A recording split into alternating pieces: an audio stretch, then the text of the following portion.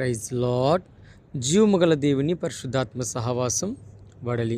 ఈరోజు వాగ్దానం మన కొరకు పరిశుద్ధ గ్రంథము నుండి నహోము 1వ అధ్యాయము 15వ వచనం.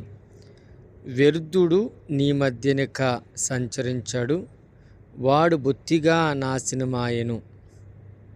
ప్రియమైన దేవుని జనాంగమా, దేవుడు తన ప్రజలతో తన బిడ్డలతో మాట్లాడుతున్నాడు. ఏమని మాట్లాడుతున్నాడంటే, శత్రు బారు నుండి విడిపించి వారిని రక్షిస్తానని భక్తిహీనులు దుర్మార్గులిక మీ మధ్యలో తిరగకుండా వారి శ్రమలు మరియు వారి బాధలు పూర్తిగా తొలగిపోతాయని తన ప్రజలైనటువంటి బిడ్డలతో ప్రభు మాట్లాడుతున్నారు.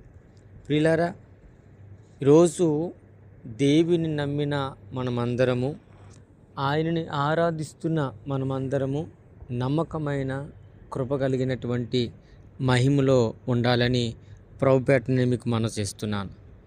నమ్మకానికి సత్యస్వరూపైన దేవుని మీద ఆధారపడదాం. దేవుడు మనల్ని రక్షిస్తాడు. ప్రార్థన.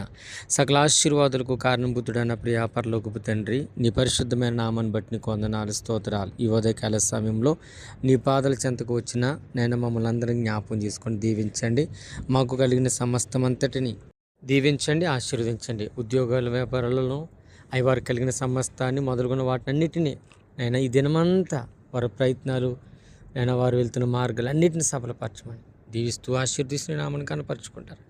యేసుక్రీస్తు అతి పరిశుద్ధ నామములో ప్రార్థించుకుంటున్నాను నా ప్రియ పరలోకపు తండ్రి. Amen. God bless you all. Praise Lord. దేవుడు మనం బహుగా దీవించును గాక. ఆమెన్.